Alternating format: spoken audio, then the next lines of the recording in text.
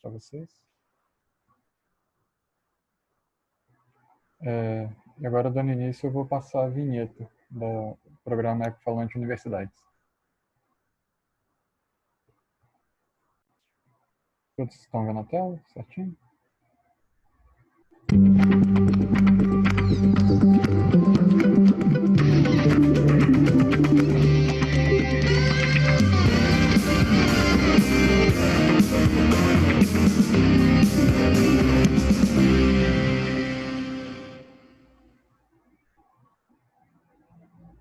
E agora passar de novo a palavra para a Amanda.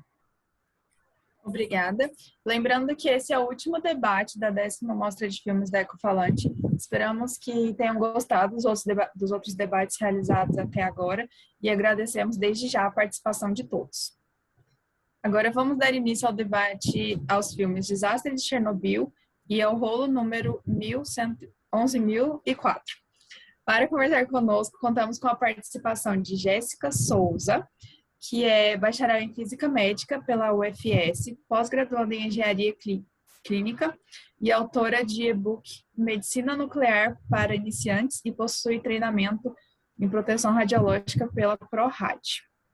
Contamos também com a presença da Isabela Castro, que possui bacharelado em Física, com ênfase em Física Biomédica pela Unicamp, e atualmente atua no Grupo de Proteção Radiológica do CNPEM, e é uma das criadoras do Alta Atividade, página de divulgação de conteúdos, informações e oportunidades na área de Física Médica. Sejam todos bem-vindos, é um prazer tê-las aqui conosco.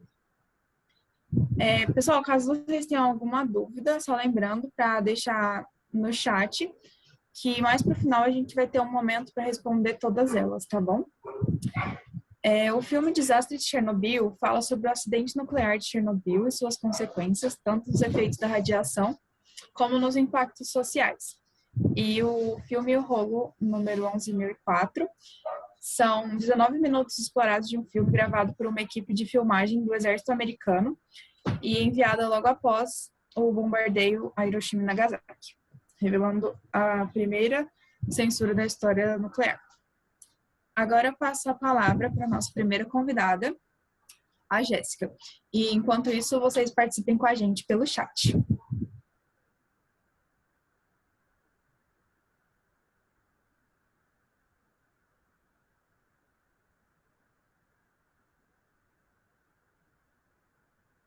Olá, boa noite. Estão me ouvindo? Boa noite, estamos. Boa noite, sim. Boa noite. Agora foi. Então, algumas perguntas eu não estou vendo aqui na tela, porque eu entrei pelo celular, então se vocês podem ir me interrompendo e falando. Eu sou um pouco suspeita, agradeço primeiramente pelo convite para falar sobre o desastre de Chernobyl, principalmente, que é uma área que eu sou fascinada, né? Acidentes nucleares. Não achando que isso seja algo positivo, gente, longe de mim. Mas vamos lá. O desastre de Chernobyl, ele foi muito maior do que o que as pessoas pensam. Ele teve muito, na verdade, eu costumo dizer que ele foi uma falha humana. Ele foi uma negligência, mas não um acidente. O fato em si era algo esperado, porque não foi tipo, eles estavam numa rotina de trabalho e de repente teve aquele problema com o gerador. Eles tinham agendado uma manutenção para aquele gerador e a partir daí eles resolveram testar se aquele gerador iria continuar em operação caso houvesse falta de energia na usina em Chernobyl. Porém, não saiu como eles esperavam, o reator acabou aquecendo, eles não conseguiram resfriar e foi quando houve a pane no sistema que levou à explosão desse reator. Jéssica, explodiu. Mas e aí? Muitas questões estavam envolvidas, né? Entre elas foi a falta de informação para as pessoas que estavam ao redor daquilo. Eles esconderam muito. Quando eles vieram soltar uma nota realmente sobre o acidente, já tinham se passado mais de 36, 48 horas. Então, essas pessoas foram expostas a altíssimas doses de radiação. Com a explosão, né, voando a tampa desse reator, iodo 131 e césio 137 foi pelos ares, literalmente. E como vocês sabem, né, o iodo 131, ele é de alta energia, mesmo ele tendo a meia-vida, né, de 8 horas ou de 8 dias, ele tem uma energia muito alta. E se você for comparar com o césio 137, que tem a meia-vida de 33 anos, então imagine na verdade, quanto tempo levou não, né? Quanto tempo isso ainda irá durar? As consequências desse acidente ainda perduram. Essa área ela só vai voltar a ser habitada novamente daqui a 100 mil anos. Ou seja, a gente nem vai estar aqui para ver, né? A gente nem sabe se a raça humana vai existir daqui para lá. Então, vamos lá. As autoridades, elas abafaram muito, porque estava numa fase onde energia nuclear sempre houve aquele ou eu amo ou eu odeio. As pessoas não queriam aceitar justamente pelo risco. Então, você ir para a televisão, admitir que tinha acontecido uma explosão num tipo de energia que vocês disseram que só iria trazer benefícios e era extremamente seguro, seria meio que uma crise política para o país. Então, todos esses acidentes nucleares foram baseados em crises políticas, que vocês vão ver também quando eu falar sobre a bomba de Hiroshima e Nagasaki. Então, estava próximo do feriado do Dia do Trabalho, eles mantiveram o feriado do Dia do Trabalho para que as pessoas pensassem que estava ocorrendo tudo bem. E as pessoas foram para a rua e foram expostas a doses altíssimas de radiação. Doses que o ser humano tem as doses que a gente poderia, por exemplo, pode receber durante um ano, ou para gerar algum dano muito grave. Essas pessoas foram expostas só naquele dia 20, 50 vezes mais do que a dose que você pode receber na vida durante apenas uma hora, durante essa parada dos mortos, que foi o feriado do Dia do Trabalho e ficou conhecido dessa forma, porque aquelas pessoas que estavam expostas, elas viriam a óbito ou daqui a dias, que é no caso dos efeitos agudos da radiação, né? Porque quando você é exposto a uma dose muito alta, você vai apresentar a SAR, né? Que é a síndrome aguda da radiação. Então, daqui a um tempo vai vir o período de latência, né? Você vai estar com náusea, vômitos, vai aparecer queimaduras altíssimas no corpo, ou aquelas pessoas que futuramente iam vir desenvolver os efeitos tardios da radiação, que são os cânceres, entre outros. Então, esse evento, né, do Dia do Trabalho foi conhecido como a Parada dos Mortos, porque essas pessoas estavam mortas-vivas ali. Então, só depois disso, eles resolveram noticiar que o reator tinha explodido, mas que estava tudo sob controle. Então, vamos evacuar apenas 30 quilômetros ao redor da usina. Deu muito errado também, porque a radiação, a radiação, quando a tampa do gerador voou, ela pegou uma altura que atingiu as nuvens. Essas nuvens o vento levou. E essa radiação foi levada para outras regiões ao redor, tipo outros países ao redor, e ocorreu a precipitação. Essas nuvens foram levadas para outros lugares por conta do vento e acabou ocorrendo a chuva. Então, não foi um problema local, não foi só um problema ali de Pripyat, que era onde estava a usina nuclear de Chernobyl. Foi um problema muito maior que as outras regiões ao redor também não quiseram admitir. Elas ficavam dizendo que estava tudo sob controle e que a radiação não tinha chegado lá, porque elas também não queriam falar dessa pane. Porém, como a gente chama, né, a radiação do inimigo invisível, ninguém estava vendo, mas ela estava ali, no ar, nos alimentos, na água. Até hoje pode ocorrer de ter alimentos contaminados nessa região com césio 137. Eu vi aqui uma mensagem que acabei não vendo. No final, depois eu leio, porque fica complicado para eu ler. E eles ficaram negando essa magnitude. Então, eles começaram a botar pessoas para trabalhar sem nenhuma proteção alguma, sem escolha de estar ali, pagando elas de uma forma desumana, porque a quantidade que eles pagavam para esses operários, trabalhadores, irem lá tentar minimizar essa explosão foi completamente assim, humilhante, praticamente escravidão. E depois dessa explosão, eles começaram a pensar, eles surgiram ele disse, eu fui ler e pensei, essas medidas, eles viram que teria a possibilidade de ocorrer uma segunda explosão, e a segunda explosão iminente. Como é que eles pensaram? Vamos tomar algumas medidas para que essa explosão não ocorra. O que foi que eles fizeram? Começaram a aterrar esse reator com chumbo. Tinha pilotos que faziam mais de 50 voos no dia. Foram, em média, 600 pilotos que participaram. Todos morreram. Quando eu fui apresentar um trabalho que eu usei até para pontuar pontos essenciais de Chernobyl no e-book que eu escrevi, eu tive muita dificuldade de descobrir o número de mortos.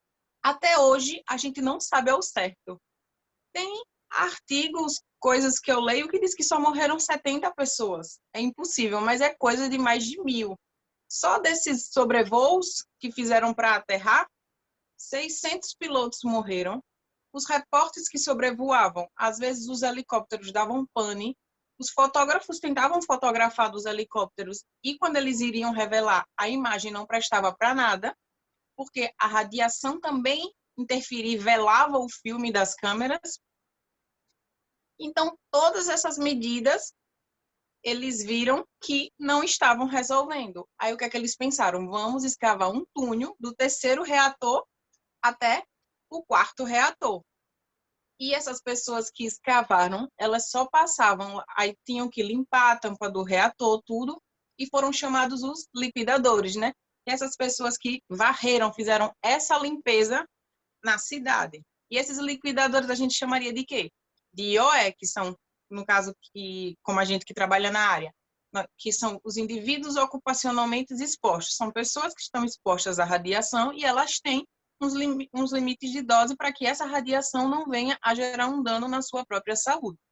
O que não aconteceu, né? Porque eles foram sujeitos a doses altíssimas.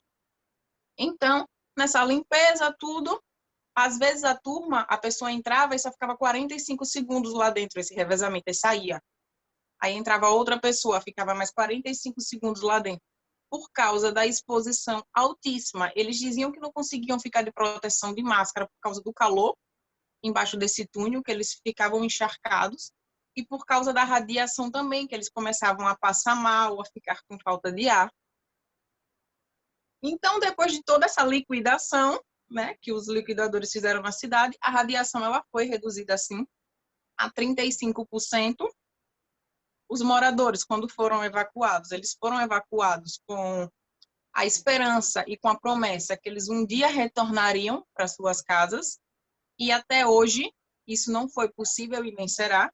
Se vocês procurarem no YouTube muitos vídeos de pessoas que visitam Chernobyl hoje em dia, se você colocar os medidores, né, ou os dosímetros, você vai ver que a radiação lá ainda é muito alta. Então, pensando do ponto de vista da física médica, o que é que isso gerou?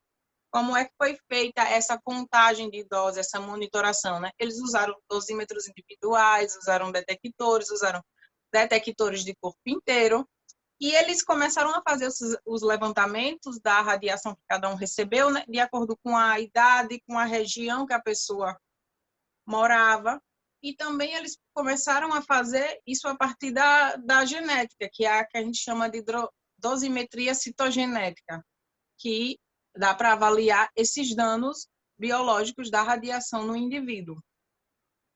Se eu não me engano, depois disso, muitas crianças desenvolveram câncer de tireoide e até hoje pessoas podem desenvolver ou sofrem as consequências desses danos. Não só aquelas pessoas que estavam vivas na época, mas a depender do dano que essa pessoa sofreu com essa radiação, ele pode ter sido transmitido hereditariamente.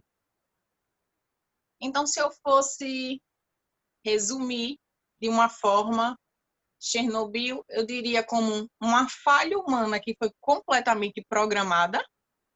Eles sabiam que aquele teste poderia dar ruim, eles fizeram.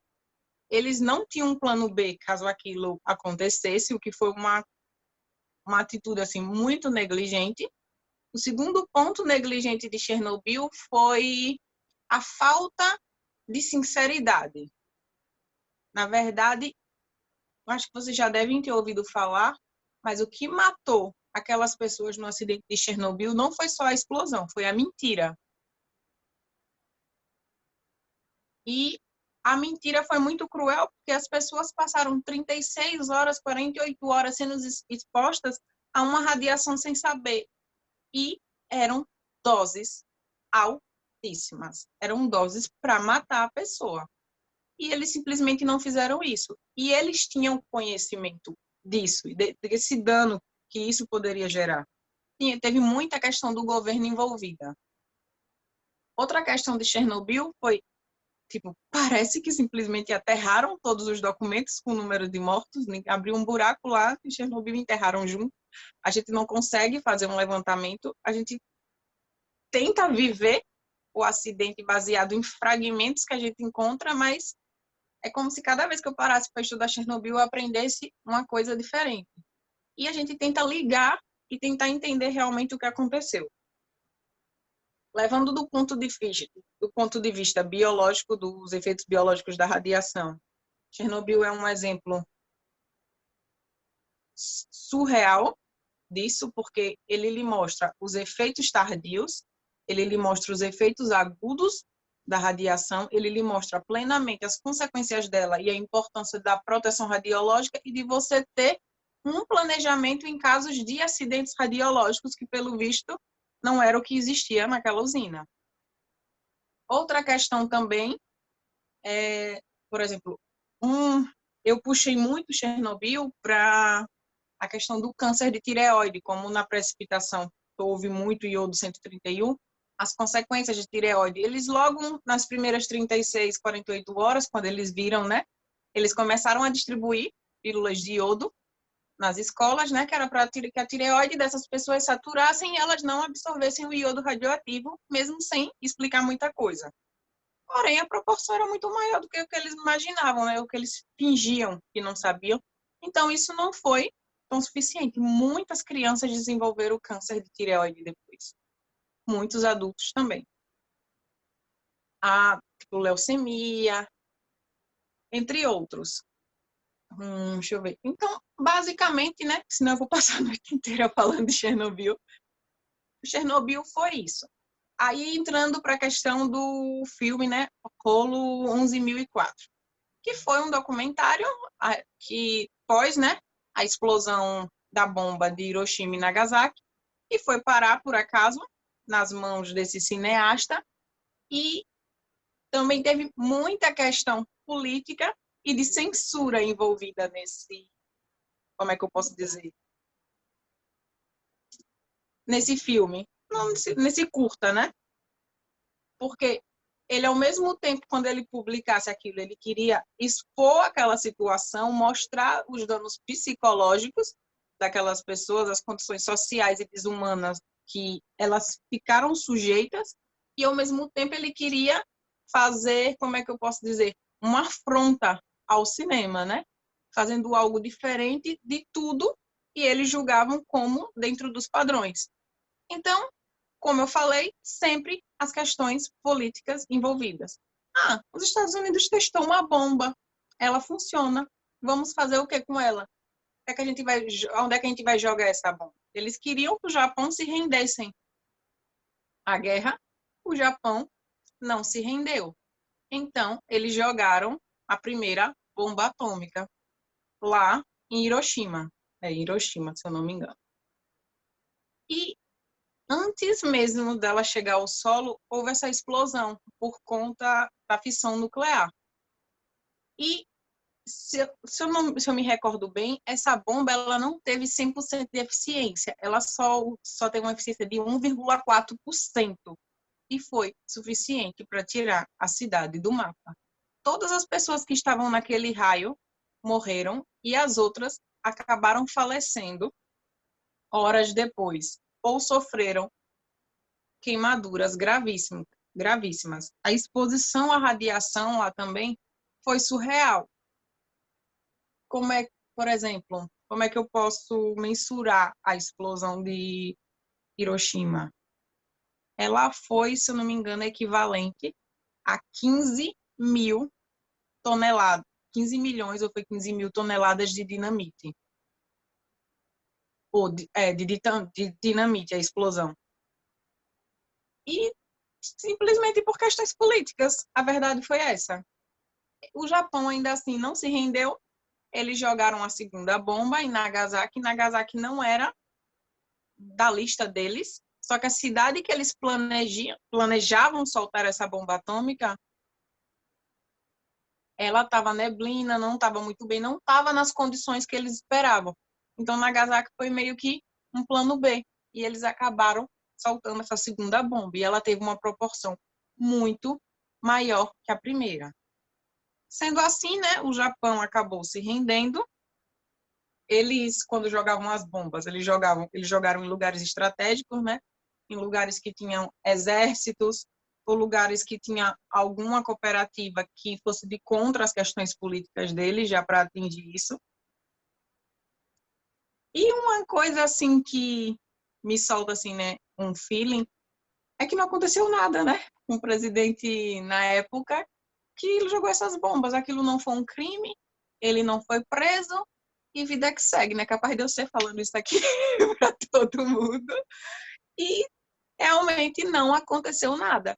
Tudo questões políticas e sociais. Na verdade, sociais, as consequências, né? Porque essas pessoas estão sofrendo com os danos da radiação até hoje e muito provavelmente vão continuar sofrendo. O que era que eu poderia dizer? Esqueci, gente. A idade é triste. Então, foram essas questões políticas que levaram à explosão da bomba? Sim, lembrei. Mas a energia nuclear, as pessoas que tinham aceitado começaram a ir para as ruas para ir de contra a isso. Porque, diferente do que mostraram que ia ser, ela praticamente só foi usada para o mal. É que nem quando a gente tenta convencer as pessoas que a radiação não é isso que parece, mas fica difícil com essas coisas sujando a nossa imagem. Ela pode ser usada para o bem em diversas formas, mas a energia nuclear mostrou que nas mãos erradas, ela pode ser extremamente letal. Ela pode tirar simplesmente a gente do mapa.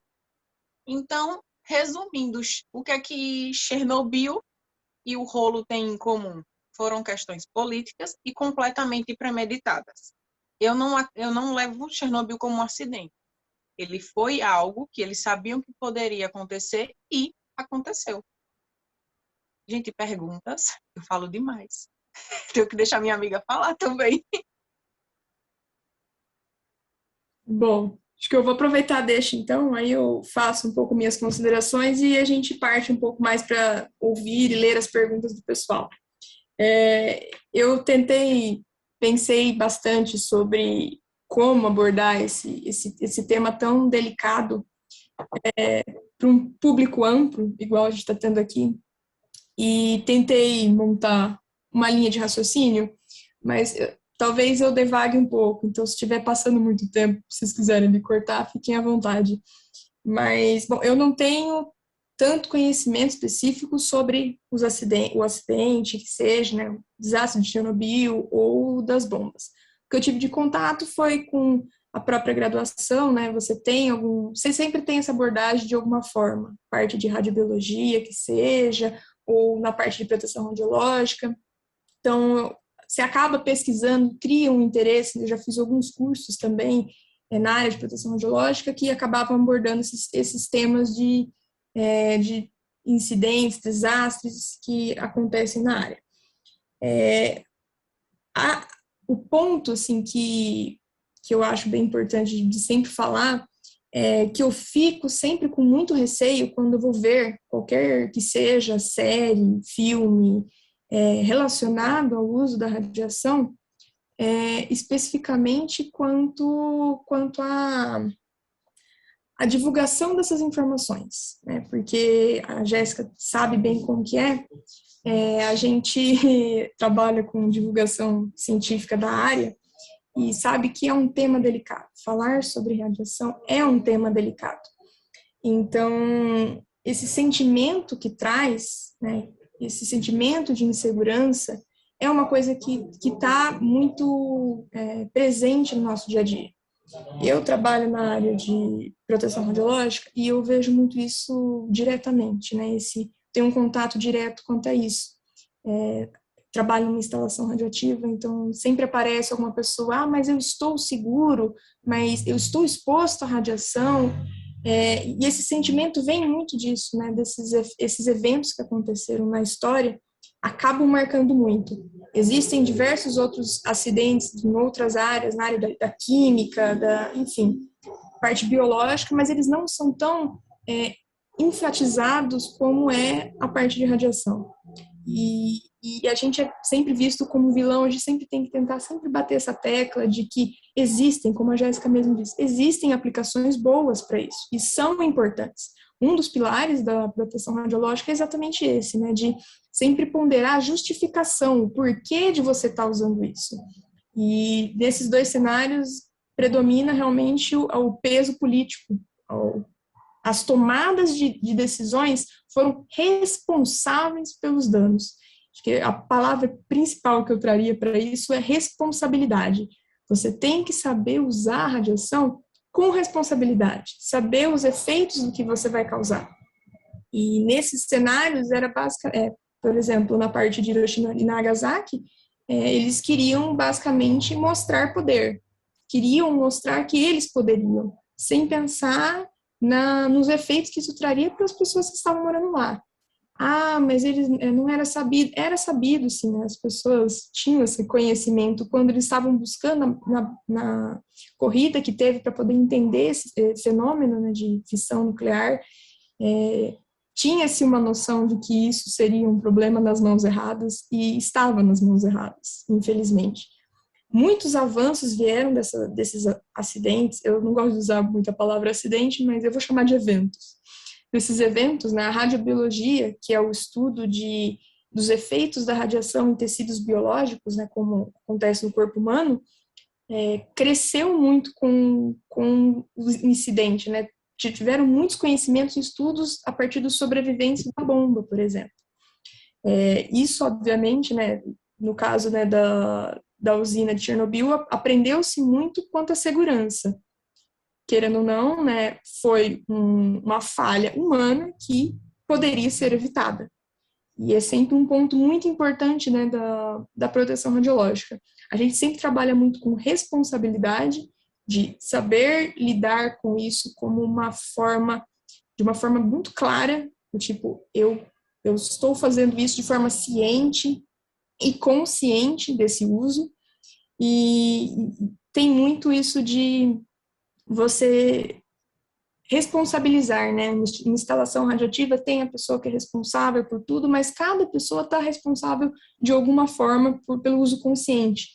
Que, querendo ou não, é sempre essa via de mão dupla, né? Você sempre está nessa balança entre a radiofobia, você não pode falar de uma forma onde a pessoa fique preocupada, que ela fique com medo de utilizar, mas a gente também não pode isentar da preocupação que está relacionada a esse uso. Né? A gente sabe dos efeitos nocivos da radiação, então é muito importante ter esse controle e esse uso responsável. Os documentários, acho que principalmente falando especificamente deles, o que choca é que, eu pelo menos vejo muito isso, é que os dois são cenas reais, eles mostram como era, não é uma dramatização, né, que acaba acontecendo com alguns outros documentários, né, o documentário do HBO, por exemplo, que citaram, querendo ou não, eles precisam dramatizar, então algumas coisas acabam fugindo um pouco ali, mas nesse caso não, né, você sabe que você está vendo é o que realmente aconteceu, e eu acho que isso traz muito esse sentimento de volta, de revolta, principalmente, né, por causa desse uso nocivo, mas também essa insegurança. A cultura de segurança é uma coisa muito importante e muito preocupante. É sempre pisando em ovos. Você tem que saber como você lida com essas situações. E isso é, assim, de extrema complicação. Impacto a gente vê até hoje, né? Ainda tem estudos que são relacionados com as pessoas que sobreviveram das bombas e acompanhando não só a pessoa, mas como as gerações futuras. Porque um dos problemas exatamente desses valores de dose elevados é exatamente esse, de não só você pode sofrer efeito, como esses efeitos, né, que a gente fala de você desenvolve basicamente instantaneamente, você já pode ser exposto, já tem um período latente, mas você já tem esses efeitos, mas você tem esses efeitos tardios. Você pode ter câncer anos depois, seu filho ou o filho do seu filho sofrer esses efeitos, né? E isso é um peso que a gente vai carregar por muitos anos. As áreas não vão poder ser habitadas, né? Chernobyl, não teremos habitação de Chernobyl nos próximos muitos anos, né? Como a Jéssica mesmo comentou. E isso é um problema também do ponto de vista da parte de produção por energia nuclear. É um cenário que vem sendo muito debatido ultimamente, com esse boom que tem da preocupação com o meio ambiente, energias limpas, produção de energia, que vai ser um problema e já está sendo, né? Mas nos próximos anos tende a ser cada vez pior, e a preocupação com o meio ambiente e a energia nuclear se torna uma ferramenta muito benéfica nesse sentido, né? Porque se você utilizar isso, você consegue suprir uma falta, por exemplo, que existe de energia para toda uma população. O problema que vem disso é esse sentimento de insegurança que esses incidentes trazem. Então, quando você vê isso, você dá um sentimento de, nossa, mas será que ter uma usina nuclear é algo seguro, então? Porque, querendo ou não, acidentes acontecem, não deveriam acontecer. E é sempre esse peso de o que normalmente acontece, né? Quando acontece algum acidente na área de nuclear, é sempre tentar documentar e evitar erros. O que vem depois do acidente é o que importa, vamos dizer assim. As medidas que você toma a partir dali, para você não acontecer novamente, né? Então, muito da parte de segurança de instalações vem exatamente disso. A gente sabe que teve um problema, teve essa falha, como a gente vai resolver? Assim, para nunca mais acontecer. Então, o sistema de segurança de uma usina nuclear é muito robusto, mas é difícil de você explicar isso, né? Porque sempre vem esse pensamento dos acidentes na cabeça das pessoas.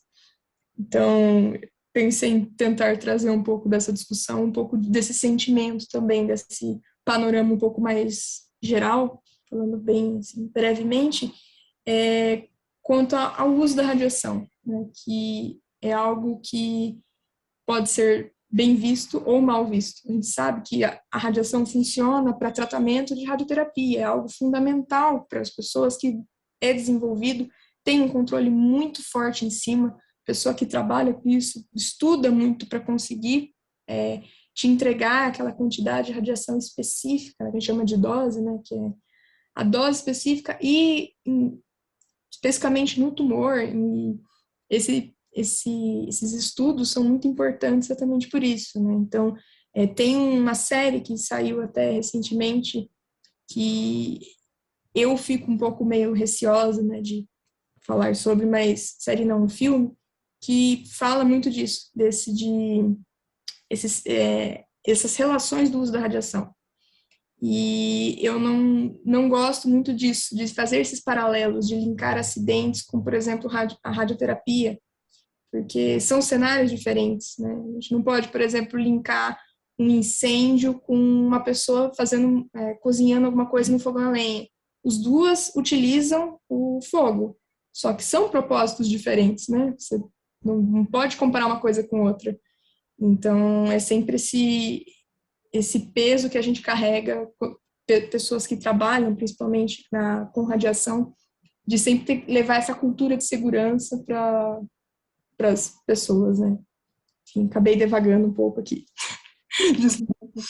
Mas, enfim, acho que agora a gente pode, se quiserem passar um pouco para os comentários, não sei como que... Posso comentar algumas Claro. coisas que eu estou lendo? Então, Claro. você falou bem num ponto-chave, né? Eu falei muito do acidente e das questões políticas envolvidas, e você trouxe isso para o nosso cotidiano, enquanto pessoas que trabalham expostas à radiação e manuseando e, por exemplo, zelando pelas outras pessoas que estão envolvidas nisso, né? Eu levanto muito a bandeira da proteção radiológica, e eu percebo que muitas outras formações em outras áreas que estão envolvidas a isso não têm essa base, sabe, na graduação, e eu acho que seria muito importante. Eu lendo, assim, alguns comentários, uma pessoa chegou a citar o acontecimento do Césio 137 em Goiânia. Fez recentemente, né, 34 anos, então a gente pensa, se o Césio tem 33 anos de meia-vida, caiu metade agora, toda aquela exposição. E ali no Césio não foi um acidente também, né, porque aquela clínica, ela largou aquele material de maneira completamente irregular e irresponsável, tanto que essa clínica respondeu, foi julgada, e algumas pessoas foram responsabilizadas enquanto a isso.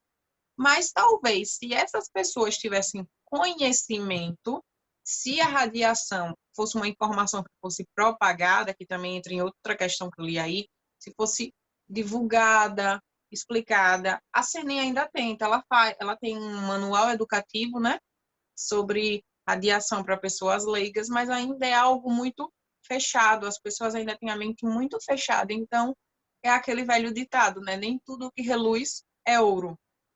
E foi o caso do que aconteceu em Goiânia. E um exemplo disso, que às vezes a gente não sabe se a pessoa tem receio ou não, saber ou não é bom ou ruim, aconteceu comigo esses dias, né? Eu atuo na parte clínica, como ela falou, né? Ela trabalha na parte da produção radiológica, ela citou a radioterapia. Eu trabalho na parte clínica, né? Onde a gente usa essa radiação tanto para terapia como para o diagnóstico. E às vezes eu preciso acompanhar algumas radiocirurgias. E esse material radioativo vai no chumbo todo, levo o gamma probe, né, que é o detector, para detectar a lesão que foi marcada com material radioativo. E esse chumbo, a médica disse, no centro cirúrgico não trouxe.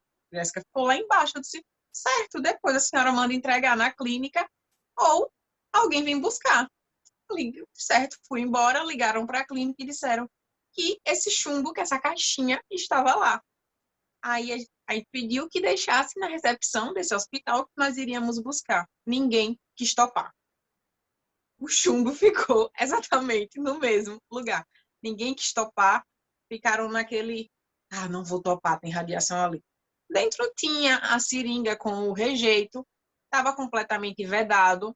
Aí eu fiquei naquela questão, falta de conhecimento? Talvez. Mas se você for pensar pelo princípio do acidente de Goiânia, era melhor que não topassem. Porque é melhor você não mexer no que não é conhecido. E esse mito, esse pânico da radiação, não vem da agora. Ele vem de muito tempo atrás, vem de lá da descoberta, quando ela foi banalizada, na descoberta do raio-x mesmo. As pessoas usavam essa radiação para tirar radiografias do pé para ver se ficava bom com o sapato. Ou quando lá Madame Curie descobriu lá o rádio e pintavam os ponteiros desse relógio porque ficava bonitinho, incandescente. E tempos depois ela começou a se sentir culpada e sofrer muitas críticas porque ela não sabia da proporção daquilo que ela estava descobrindo e dos danos que isso viriam causar. Foi quando começaram a surgir os primeiros efeitos da radiação e foi a partir daí que sentiram a necessidade da criação da proteção radiológica para esses casos. Quer acrescentar alguma coisa? Porque eu também me empolgo falando. Né? Eu acho que eu vou tentar, então, fazer igual a você, assim, pegar um ponto e fazer um comentário. Pronto! Eu vou, só para fechar um pouco o comentário que você fez, lembra que eu falei de medidas pós-acidentes?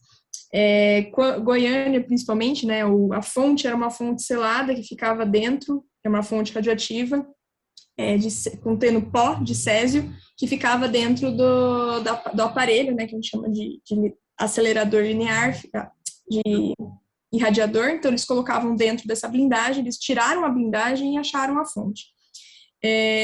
O protocolo mudou depois disso, né? Não existem mais aceleradores que são desse estilo. A tendência, na verdade, é de substituição para Linacs, que são tipo, seria similar a um raio-x, né? Onde você tira da tomada, você não tem radiação sendo emitida. que é exatamente visando isso também, esse impacto no acidente, o que fazemos depois. E isso é muito importante. A CENEM, né, que foi que a Jéssica citou, que é o órgão que regulamenta o uso de radiação no Brasil, eles têm muitos documentos para quando você vai ter uma instalação que você deve seguir todos esses critérios. Já engatando aqui alguém perguntando de ataque nuclear, de ataque terrorista, imagino eu, qual é o protocolo de segurança, a CENEM lista todos os cenários. Numa instalação, você tem que levar esse tipo de coisa em consideração. Então, por exemplo, na instalação que eu trabalho, no plano, você tem que abordar também e ler esses tópicos. Normalmente, se você lê, você vai ter a instalação, você tem vários processos de licenciamento, né? Para você usar a instalação, você tem vários documentos que você é obrigado a...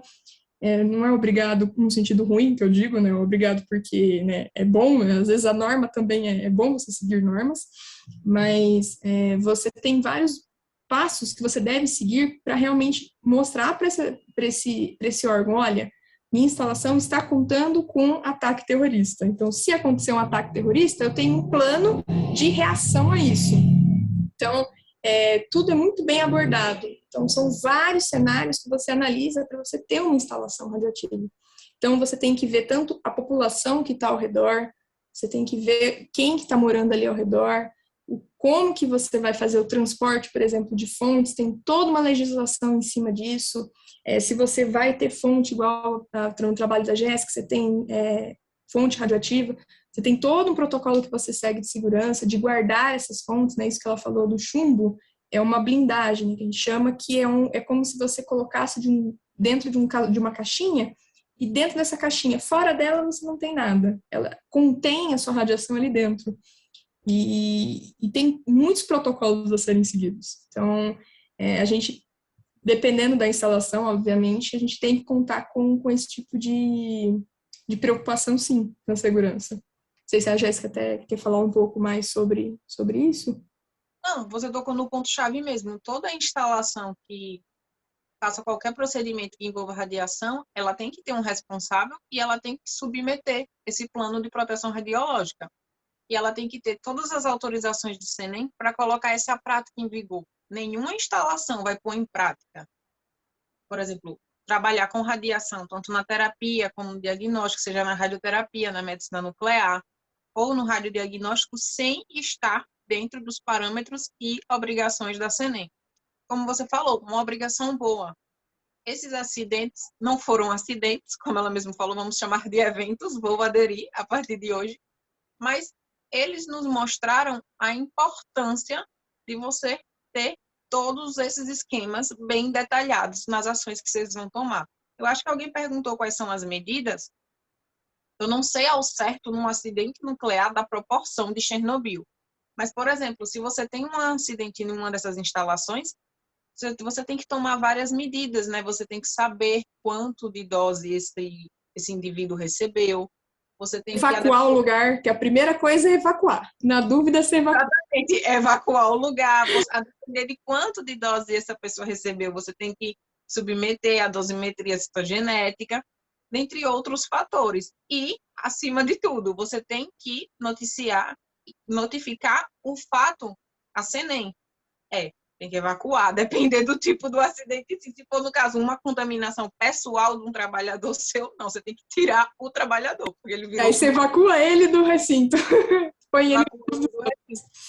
Mas, infelizmente, a radiação é muito mal vista e vai continuar sendo. Os pacientes param e olham para mim e dizem, eu vou entrar aí. Mas aí tem radiação e você tem que explicar que ali não tem radiação. A gama-câmara ela vai detectar essa radiação que ele está emitindo.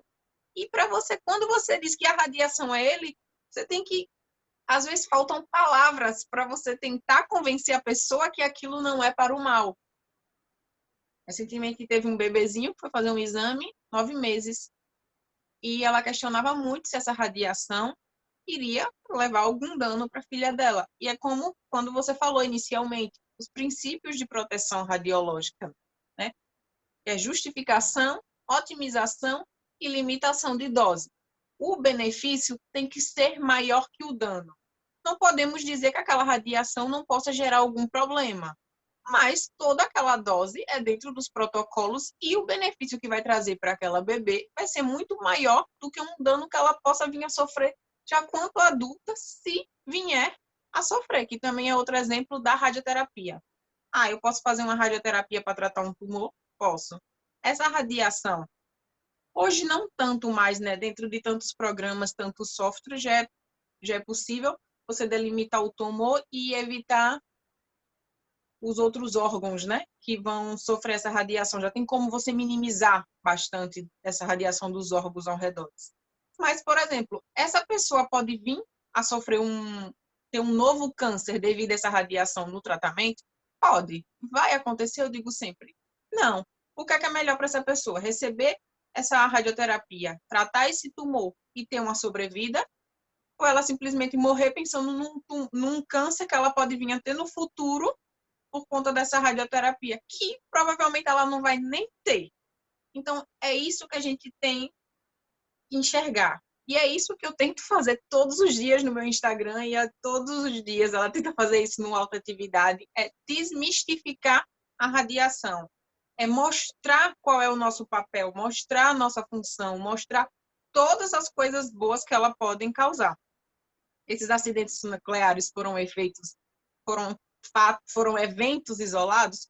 Foram eventos isolados, mas foram eventos que poderiam ter acontecido com qualquer outra coisa. Não foi, tipo assim, ditamente culpa da radiação. Esse evento poderia ter acontecido de várias formas, como foi o caso que ela citou do incêndio. Então, se a pessoa risca um fósforo lá no meio da floresta, eu acho que nem dá para tocar fogo, mas isso poderia ter acontecido com qualquer outra coisa. A gente não pode minimizar o bem que a radiação pode trazer, mas a gente tem que levantar, ao mesmo tempo que a gente levanta de um lado a bandeira da radiação, a gente tem que levantar junto a da proteção radiológica. Se você faz tudo dentro dos parâmetros, normas, limites, porque normas tem várias para serem seguidas, não são poucas. Quem já se deu ao luxo de ler algumas, não são poucas. Então, tudo dá certo. Mas, infelizmente, vai ter pessoas ruins e questões políticas envolvidas em tudo que, possivelmente, podem nos trazer alguns danos, assim, a longo e imensos prazos, como esses que a gente vem enfrentando até hoje, né? Até hoje a gente tem essa... Isso de seguir protocolos é uma coisa bem forte, tanto que um dos comentários, fizeram o comentário, né, do SESI, do episódio SESI 137, difícil hoje, de Goiânia. Os protocolos foram muito bem desenvolvidos no Brasil. Foi feito se vocês olharem, existem até alguns documentários bem bacanas sobre o assunto. O rigor onde as pessoas aplicaram nas medidas de segurança pós-incidente foram protocolos que foram elogiados por pessoas de outros países, né?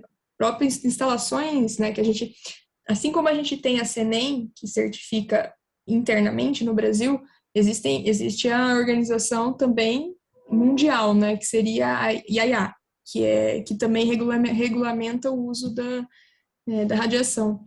Então, os protocolos foram muito bem estabelecidos no Brasil. A gente tem muito esse feeling de jeitinho brasileiro. Eu gosto sempre de bater na tecla. Jeitinho brasileiro não existe quando se está falando de radiação. A gente segue normas, as normas são baseadas em normas internacionais. Então, nós somos muito rigorosos nesses quesitos. Então, a gente sempre tenta bater muito nessa tecla.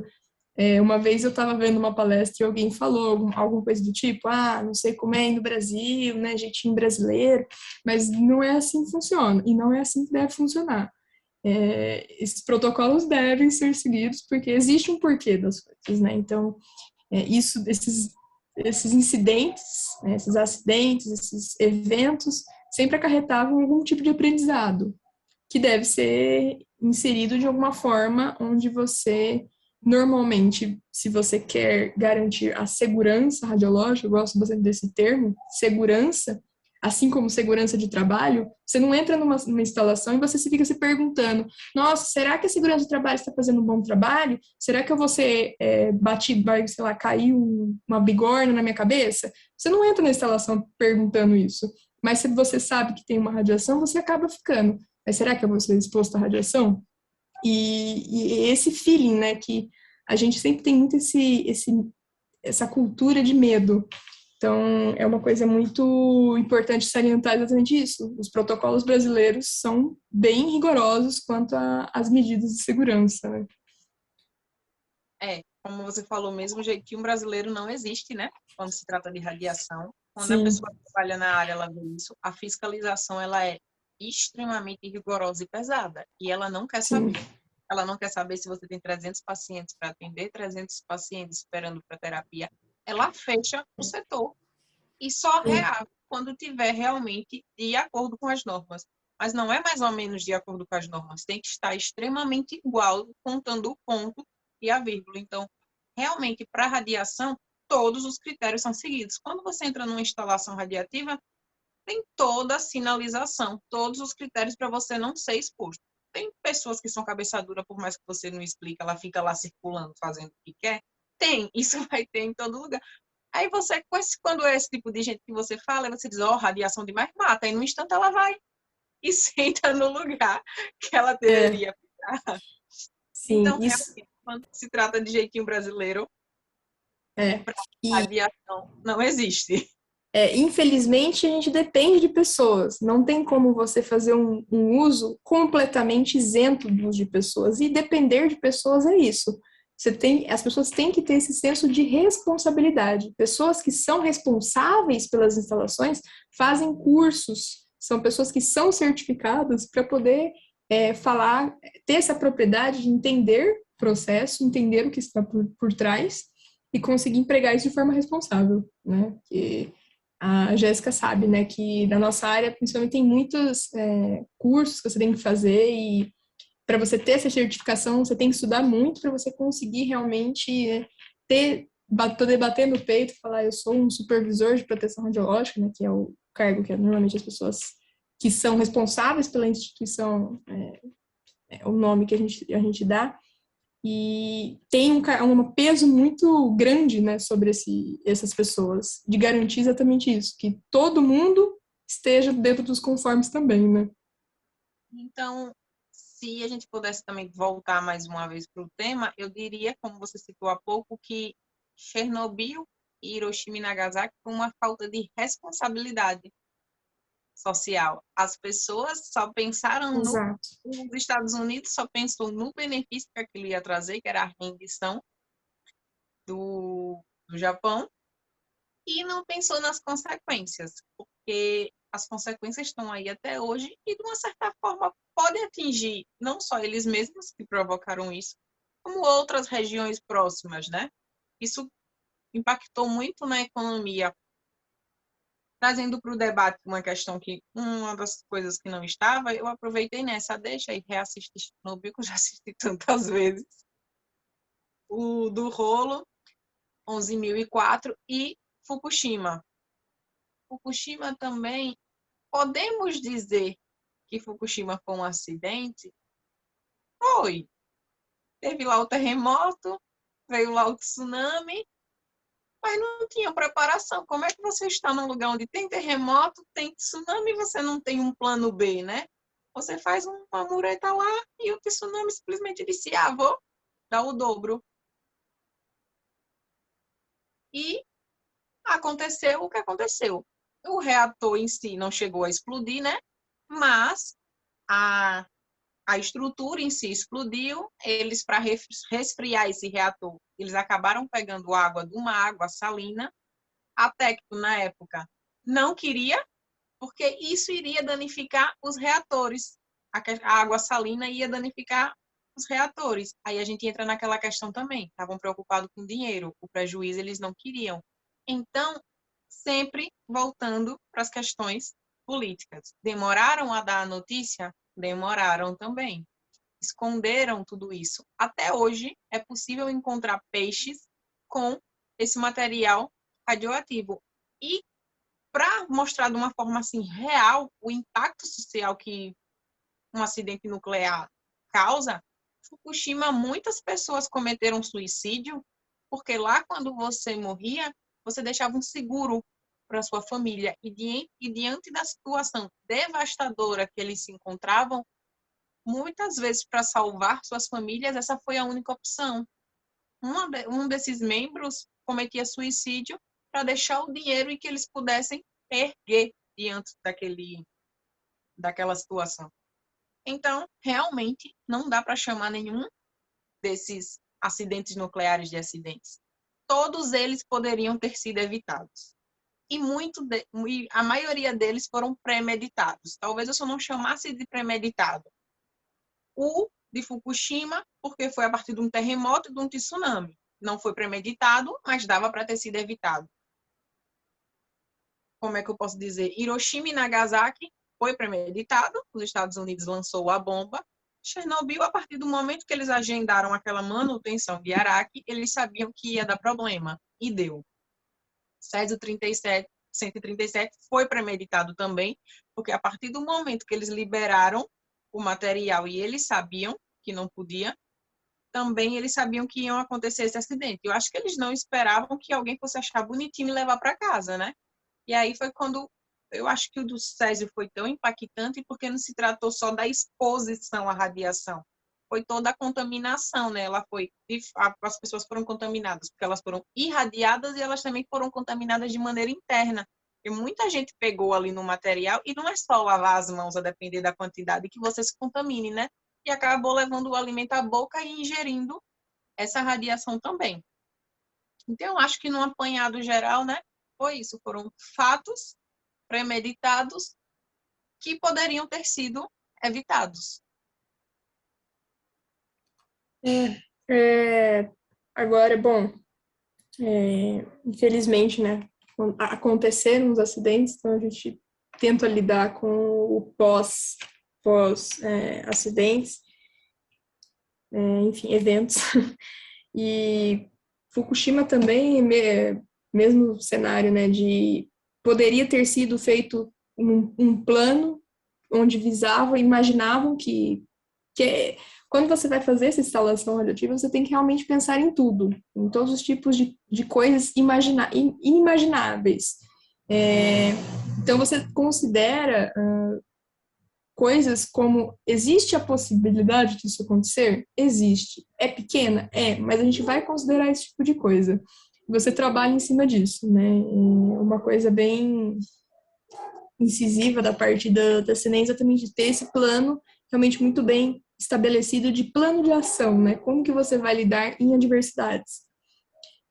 Bom, pegando aqui os comentários, e falaram aqui também, né, agora tentando voltar um pouco também na parte de divulgação na área, né, falaram esse link entre radiação e apocalipse, fim do mundo com radiação, né, tem muito isso que retrata esse lado da radiação, mas o impacto disso é muito problemático, né, porque biologicamente falando, né, você pode também ter agentes biológicos, que é o que a gente está vivendo, a pandemia é um agente biológico que está matando muitas pessoas, né, então existem outras preocupações também, não só a radiação, mas a radiação é sempre vista como um monstro, e é sempre o pior cenário, como dizimar a população, vamos imaginar uma bomba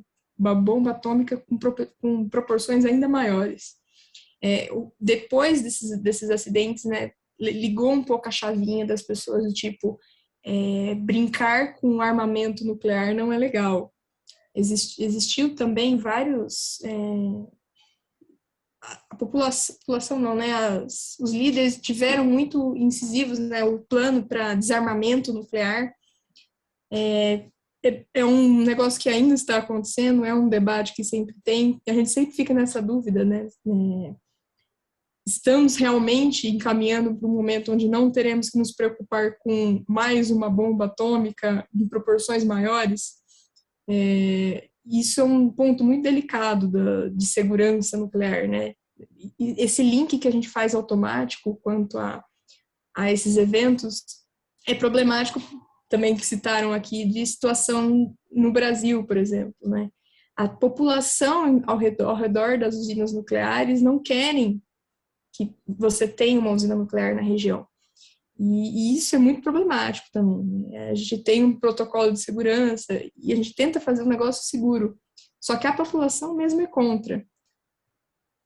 Por falta de informação, talvez. Divulgação científica é uma coisa que tem tido muito enfoque nesse momento, né? Quanto a como fazer essa comunicação e trabalhar com radiação é exatamente isso. É sempre ter esse cuidado de o que você vai falar. Não é omitir fatos, mas é saber trabalhar o modo onde você vai falar, né? Igual a Jéssica deu o exemplo da pessoa que não tinha muito esse conhecimento, não era para você também passar a mão, né, obviamente, mas você, às vezes é melhor a pessoa não saber, você sempre fica nessa dúvida, como que você vai passar esse tipo de informação, né? É uma batalha que a gente sempre tem. Então, é algo de impacto muito grande, né? Acho que alguém tinha feito também algum comentário aqui impacto ambiental, né, deixa eu lembrar onde que estava aqui. Bom, não sei, você quer fazer algum comentário, Jéssica? Eu tô tentando caçar os comentários aqui. Que você trouxe para o Brasil, eu vi que tinha um comentário que a pessoa cita como é que está a situação da energia nuclear no Brasil, né? A questão de Angra 1, Angra 2. Então, a chance de acontecer é mínima um acidente. Não impossível, é mínima. É mais fácil que uma barragem, uma hidrelétrica se rompa, do que venha acontecer um acidente em Angra. Porém, depois dessa série, Chernobyl da HBO, muitas pessoas que moram ao redor de Angra 1, Angra 2, estão em pânico. E tem essa questão, as pessoas não querem essas energias nucleares, né, em torno de si. Eu sou de Sergipe e chegou um momento que as pessoas queriam construir uma usina nuclear aqui na divisa, Sergipe, Bahia. Óbvio que se tivesse um acidente ia tirar Sergipe e Bahia do mapa. Mas houve muita repercussão tamanha que até hoje essa usina não foi construída. Eu achei uma pena, eu queria trabalhar lá. Mas ela não chegou a ser construída por conta do pânico que as pessoas têm. Ficavam, bota mais para Sergipe. Não, bota mais para Bahia. Aí no fim ficou, vai ser divisa Sergipe e Bahia. E acabou que a construção dessa usina não ocorreu. 3% da energia elétrica, né, da região lá próximo, da onde está Angra 1, Angra 2, é gerada pela usina, mas a energia nuclear não é o forte no Brasil e eu não sei se em algum momento ela vai engatar. E pode ser até esquisito eu, enquanto física, falar isso, mas eu acho melhor deixar a radiação e o seu poder para tratar, para cuidar. Vamos deixar para a terapia e para o diagnóstico. Vamos produzir energia com outras fontes. Nós temos muitos meios de produzir energia. Vamos investir nas fontes renováveis, né? Que talvez não gerem um impacto. Se viesse a acontecer um acidente em Angra 1 e Angra 2, ele não seria tão grave. Porém, a questão que também tem nos comentários, a questão da fauna e da flora, ela seria muito atingida, porque tem muitos rios próximos. Então, um acidente radioativo, ele leva muito isso. Por exemplo, animais que sobreviveram a Chernobyl, a Hiroshima e Nagasaki e a Fukushima, eles precisaram ser sacrificados. Então, isso gera um impacto, sim. Aquelas plantações nas regiões, elas já não são mais confiáveis. Você não sabe até quanto esse solo está infiltrado. Com o passar dos anos, essa radiação vai se infiltrando mais e mais. Então, você não sabe quando aquele solo vai estar apto para o uso da população novamente. Aí a gente entra também em questão de Fukushima. Fukushima despejou, né? Ela usou a água do mar para resfriar o reator e a pesca até hoje lá está comprometida. Você pode encontrar resquícios de Césio-137. Então, infelizmente, a radiação ela não é só um fator social, ela também é um fator ambiental. E é por isso também que os lugares eles se tornam inabitáveis por um bom tempo, porque tem muitas questões envolvidas. A radiação diminuiu, vamos deixar a população voltar. Para viver de quê? Para comer de quê? Para trabalhar de quê? Se a água ali já está comprometida, se aquele solo está completamente comprometido. Eu não acredito que nessa vida ainda nós possamos ver todas essas regiões afetadas por acidentes radiológicos voltarem ao normal. Infelizmente, isso não vai acontecer. Outro ponto também a radiação acaba tendo dois tipos de vetores, entre aspas, né? Contaminação e irradiação, né? Que são coisas bem distintas. A contaminação acaba sendo muito mais difícil de você conseguir controlar os efeitos devido a ela. Então, até mesmo o ar, né, que eu acho que até fizeram um comentário da série, o material que emite radiação, né, ele é particulado. Então, ele acabava indo para o ar e foi espalhado em diversas regiões da Europa. Então, isso é muito complicado, porque é difícil de você conseguir conter, né? Que acho que a palavra que a gente mais usa para esse tipo de situação é a contenção dessa radiação. Quando vai para o ar, realmente, existem vários fenômenos que você vai levar isso para regiões mais distantes. Então, além dos animais também serem vetores, o próprio ar é vetor, né? Então, enfim, acho que animais e plantas se tornam fontes radioativas. Eu diria que acho que não. O que acontece é que eles acabam sendo contaminados com esse tipo de radiação. Então, não é que eles se tornam fontes, mas eles absorvem esse material e o próprio organismo, né, igual um paralelo que daria para fazer assim seria, com muito cuidado, com a parte de iodoterapia, né? Tem um sistema na medicina nuclear, já acho que pode até falar melhor, onde você ingere um material radioativo e você se trata com o próprio material radioativo.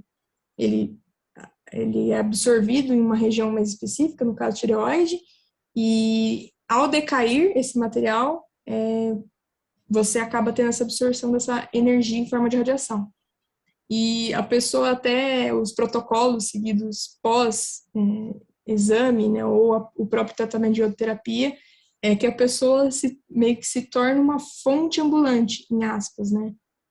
O material vai decair, você tem o período onde, biologicamente falando, você vai excretar isso de alguma forma. E é isso que faz a meia-vida biológica, que a gente chama, né, que é esse tempo para decair, seja mais rápido do que a meia-vida do isótopo solto no meio ambiente, por exemplo. Porque não vai ficar preso naquele lugar. Depende muito do seu metabolismo também. Então, isso também acaba afetando, né, o modo de absorver essa energia. Como você citou, né? As pessoas têm que ter de uma maneira bem clara, né? A contaminação e a irradiação. A contaminação realmente é bem mais difícil de você conseguir controlar, porque a partir do momento que a pessoa se contaminou, que a gente chama de contaminação interna, e levou para dentro do organismo, já não tem muita coisa, né, que você consiga fazer. Mas quando se trata de irradiação, dá para evitar. Por exemplo, aqui é o material radioativo, né, que é a fonte que está lá irradiando, e aqui sou eu do lado. Aí a gente pode levar em consideração, né, alguns fundamentos da proteção radiológica. As pessoas confundem muito, mas esses não são os princípios, esses são os fundamentos, né, que é tempo, distância e blindagem. Você tem que ficar exposto o menor tempo possível, o mais distante possível, normalmente 1 a 2 metros da fonte, dependendo da atividade dessa fonte, né? E blindagem, você sempre tem que estar protegido por uma blindagem. E aí, quando a gente entra na distância, a gente entra na lei, né? Do inverso quadrado. Quanto maior a distância que eu tiver da fonte, menor vai ser a irradiação que eu vou estar sofrendo.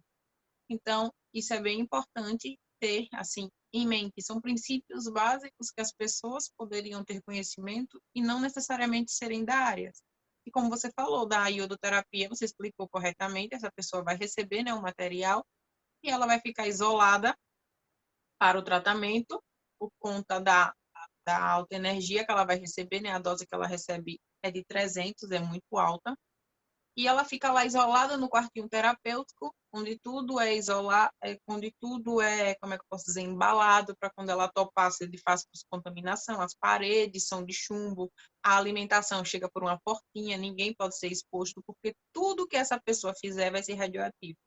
É indicado que essa pessoa, que quando ela vai ao banheiro, ela descarga 2 vezes, que se essa pessoa vier a vomitar, né, o vômito dela vai também estar radioativo. Ela, como você falou, ela vai funcionar como uma fonte ambulante, vai ter todo um protocolo de limpeza, tanto que tem muitas normas para que esse quarto terapêutico seja posto em vigor.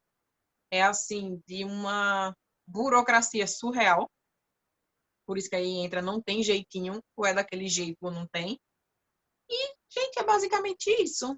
Alguém para aparecer aí, organizador, se quer pontuar mais alguma coisa, eu acho que eu consegui falar tudo. Eu acho que a gente ainda falou muito mais, né? Ainda acabou dando uma aula de proteção radiológica. Só para avisar, responder o último comentário que mandaram aqui, sim, o solo pode se tornar radioativo, porque aí você vai incorporar esses particulados e ingerir, você acaba ingerindo material radioativo também. Aí o solo se tornaria radioativo. A depender do isótopo que ele foi contaminado, né? Quanto mais passe lá essa contaminação, mais profunda vai ficando essa contaminação no solo, mais difícil de descontaminar. É só esperar, aguardar e esperar ele e ver ele decair. Infelizmente, não tem muito que a gente possa fazer, não tem como descontaminar esse Sim. É isso, né? Acho que respondendo todas as perguntas, pelo menos fizemos comentários sobre as perguntas, não respondendo talvez diretamente. Ai, ai.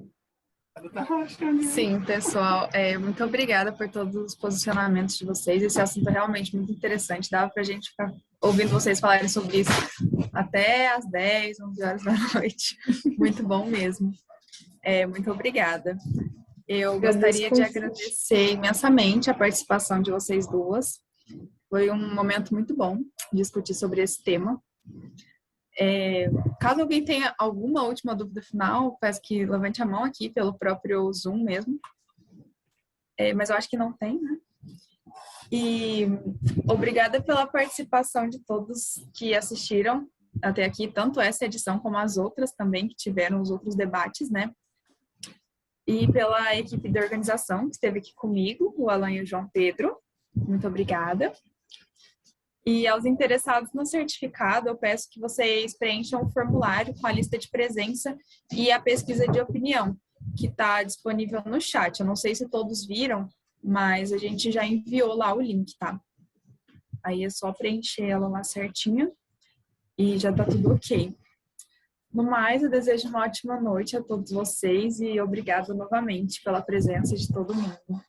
Obrigada pelo convite, obrigada pela boa conversa, Jéssica. Muito bom conversar com você. A gente não tinha conversado ainda, né? Verdade. Nos conhecemos no ao vivo, né? Pois é. Enfim, parabéns pela organização. Eu queria agradecer o convite, foi uma honra estar aqui. É sempre uma honra debater, não só falar, né? Eu acho que a gente acaba aprendendo muito mais sobre isso. Não sei se todo mundo que está aqui nesse bate-papo é da área. Se não for, pode vir para o time. Eu quero não se arrepender. Eu quero levar todo mundo para a física médica. Acho que esse é meu lema. E caso vocês queiram aprender mais sobre o assunto, ver como quais são todas as possibilidades e vertentes da radiação, né, da física médica, é só me acompanhar lá no Instagram. Meu Instagram é o Física Jéssica Souza. Eu posto quase que diariamente. A vida é corrida, eu juro que eu tento. E também tenho alta atividade da minha colega aqui, de profissão, né? De bate-papo, de Instagram. Sim. E eu acho que são páginas que vale a pena seguir, não por ser pela gente, mas aí é onde é que a gente entra no ponto que a gente bateu nessa live o tempo inteiro. Conhecimento. Saber para não passar por situações como essas. Evitar acidentes tipo de Goiânia. Então, gente, é isso. Foi um papo maravilhoso, eu nem senti. Eu também falo muito, né? Eu tô olhando agora. Fica devagando. Né? Mas é isso, eu agradeço o convite, foi uma honra. Estou sempre à disposição. Quem quiser falar comigo também no direct, sinta-se à vontade. Eu sou bem acessível, eu respondo qualquer dúvida, não só sobre esse assunto, mas sobre outros também. Sim. E muito obrigada, aprendi muito aqui hoje. O Alta Atividade também está aberto para vocês mandarem. A gente não posta sempre, é um pouco mais difícil ali, mas a gente sempre está disposto a conversar e debater e tirar dúvidas, então também fiquem à vontade para seguirem nossa página. E é isso. Nós que agradecemos muito a participação de vocês, foi excelente esse bate-papo. Também aprendi, eu sou da área, Legal. estudante, né, no caso. Física médica. Sim. Fiquei muito feliz, adorei também. Muito obrigado, gente. Muito obrigada. Encerrando Muito com chave de obrigado, ouro. gente. Eu sou da área ambiental e eu, assim, adorei o tema. Foi, assim, muito complementar para mim. Foi satisfatório estar aqui presente e ouvindo vocês duas. E saber que a gente tem pesquisadoras, assim, com um potencial muito grande de agregar esse conhecimento para a gente, assim, me deixa extremamente feliz. E eu agradeço novamente por essa presença aqui. Obrigada. Ficamos felizes. Agora, Então é isso, gente. Tchau. tchau, gente. Até a próxima. Até. Tchau, tchau.